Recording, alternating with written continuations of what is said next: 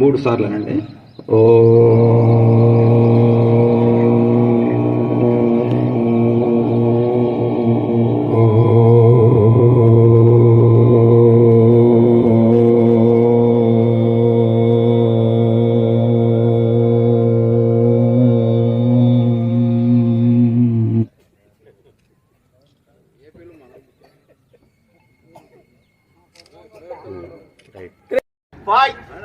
పర్వతాసనం. ఇది మన శరీరం కొంచెం లోపలికి ఇట్లా అనండి. అష్టాంగ నమస్కారం. మిగతాదంతా కూడా గాలిలో ఉండాలి. తర్వాత భుజంగాసనం. ఇది బొడ్డు ప్రాంతం వరకు. ఇలాంటి జనరల్ అయితే సూర్య నమస్కారాలు 12 మంత్రాలు ఉంటాయి. కనీసం 12 అన్నా చేయాలి.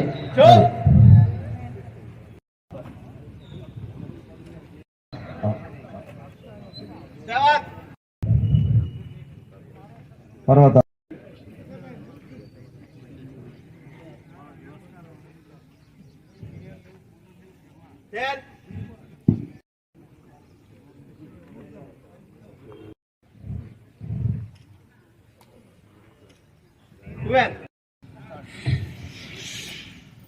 అప్పుడు మనం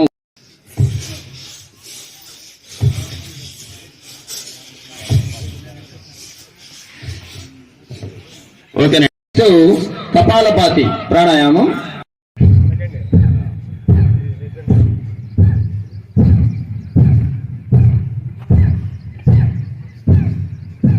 ఈ విధంగా చేయాలండి. సమయం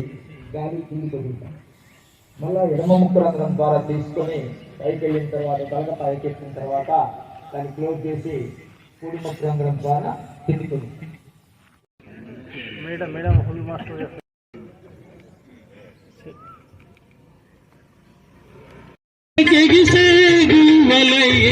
రామ చెలుకల పలుకులై కంతకెగిసే గువ్వలై కోయవాణి వలల చెప్పి ఎగురుపోయిన పావురాలై కోయవాణి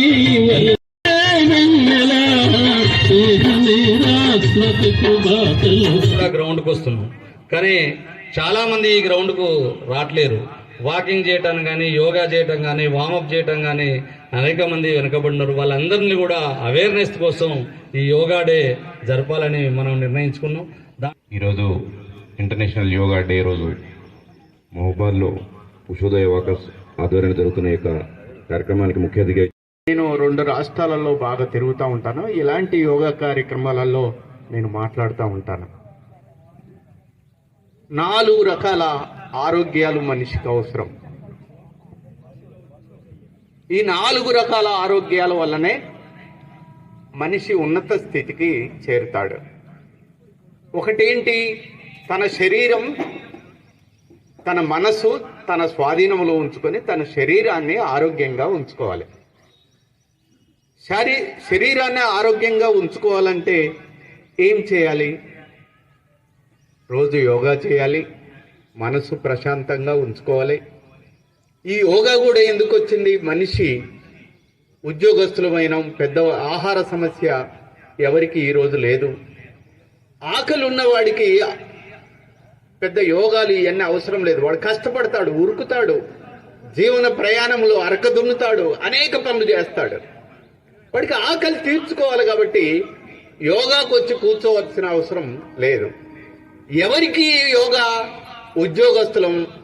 అన్నం తింటాం, తినవలసిన దానికంటే కొంచెం ఎక్కువ తింటాం, నిద్ర ఎక్కువ పోతాం, సుఖమైన జీవితం గడుపుతాం. కాబట్టి మనకు యోగా కంపల్సరీ అవసరంగా మనం అందరం భావిస్తూ ఉంటాం. కాబట్టి మన శరీరం ఆరోగ్యంగా ఉండాలంటే యోగా చేయాల్సిందే. మరి మనసు ఆరోగ్యంగా ఉండాలంటే ఏం చేయాలి? మనసు ఆరోగ్యంగా ఉండాలంటే మనిషి నైతికంగా అభివృద్ధి చెందాలి. ఆ నైతిక అభివృద్ధి అనేది గౌతమ బుద్ధుడు చాలా అద్భుతంగా చెప్పాడు. నేను కూడా 24 నిమిషాల్లో శిలా నీవే, శిల్పి నీవే, శిల్పం నువ్వే. నువ్వే శిలవు, నువ్వే శిల్పివి, నువ్వే శిల్పానివి. నువ్వు ఎలా చెక్కుకుంటే అలా తయారవుతావు అనే ఒక అద్భుతమైన గీతం ఇలా ప్రపంచ గీతాన్ని ఈ ప్రపంచానికి ఇచ్చి వెళ్ళిపోయే ముందు నేను రాసిన పాట ఇలా చాలా ప్రచారంలోకి వచ్చింది. మీ మనసు బాగలేనప్పుడు ఎప్పుడైనా కానీ ఇక యోగా ప్రతి దాని మీద నేను రాశాను.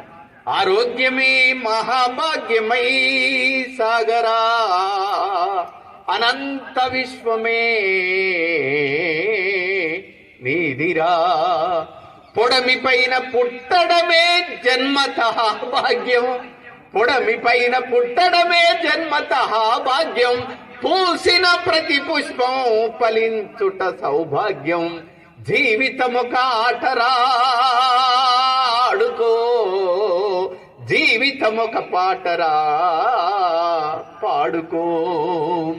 అమ్మ నాన్న బామ్మగారు బతికిరి 100 ఏళ్ళు, బతుకు విలువ తెలియక చాలించకు 3 నాళ్ళు, జీవితమొక సాహసము సాగిపో, జీవితమొక సుందరం అందుకో. ఆరోగ్యమే మహాభాగ్యమై సాగరా, అనంత విశ్వమే నీదిరా. ఓకే, ఇప్పుడు నేను ఆరోగ్యంగా ఉన్నాను, నా మనసు ఆరోగ్యంగా ఉంది, హ్యాపీ, నాకు కావాల్సింది ఇంకేం లేదు అనుకుంటాం. కానీ నా కుటుంబం ఆరోగ్యంగా ఉండాలి. 24 గంటలు నా పిల్లవాడికి జబ్బు వచ్చింది అనుకోండి, నా భార్యకి ఇబ్బందులు ఉన్నాయి అనుకోండి, నా కుటుంబం ఆరోగ్యంగా లేనప్పుడు నేను ఆరోగ్యంగా ఉంటే సరిపోతుందా? సరిపోదు. కాబట్టి నా కుటుంబాన్ని తీర్చిదిద్దుకోవాలి నైతికంగా. అక్కడ కూడా బౌద్ధం మనకు అవసరం అవుతుంది. ఓకే, ఇప్పుడు నేను బాగున్నాను, నా కుటుంబం బాగుంది, హ్యాపీ, నేనుంటే సరిపోతుందా? కాదు. మనం అందమైన మంచి కారు కొనుక్కొని మన పల్లెటూరు ఊరికి వెళ్తాం. వెళ్ళి ఊర్లో ఎవరికి కారు లేదు, నాకు ఒక్కడికే మంచి కారు ఉంది. ఆ కారు సురక్షితంగా ఉంటుందా? ఉండదు. ఒకడు వచ్చి అడ్డంగా గీత గీసిపోతాడు దాని మీద. కారణం, మనలాగా మన కుటుంబం ఎదిగినట్టుగా మన ఊరు ఎదగలేదు, మన పల్లె ఎదగలేదు, మనతోటి సహజీవనం చేసే సమాజం ఎదగలేదు. కాబట్టి మన సమాజం కూడా ఆరోగ్యంగా ఉండాలి. ఓకే, నేను ఆరోగ్యంగా ఉన్నాను, నా కుటుంబం ఆరోగ్యంగా ఉంది, నా సమాజం ఆరోగ్యంగా ఉంది. ఇక ఆరోగ్యంగా ఉన్నట్టేనా? కాదు. ప్రకృతి ఆరోగ్యంగా సురక్షితంగా ఉండాలి. ఇక్కడ ముక్కు ఉంది, అక్కడ సువాసన ఉంది. ఇక్కడ చెవులు ఉన్నాయి, అక్కడ సప్త స్వరాలు ఉన్నాయి. ఇక్కడ ఆకలి ఉంది, అక్కడ పండ్లు ఉన్నాయి.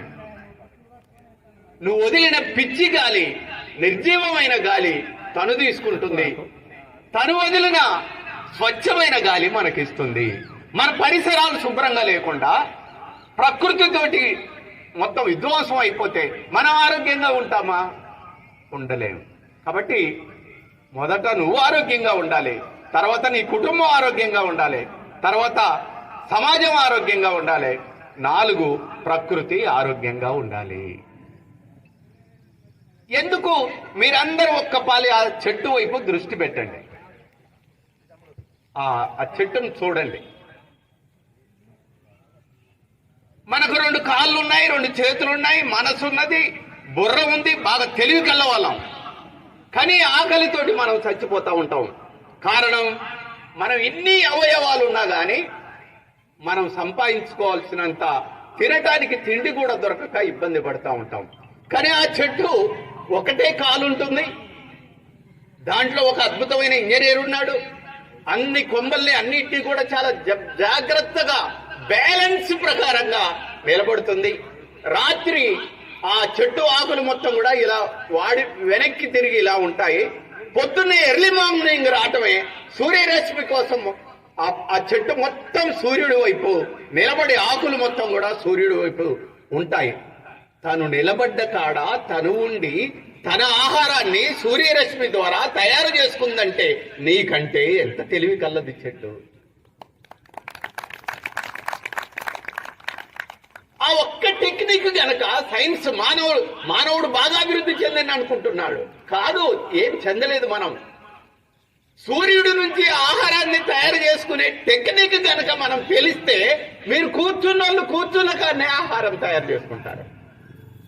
ఇంకా మనిషి చెట్టు అభివృద్ధి చెందినట్టుగా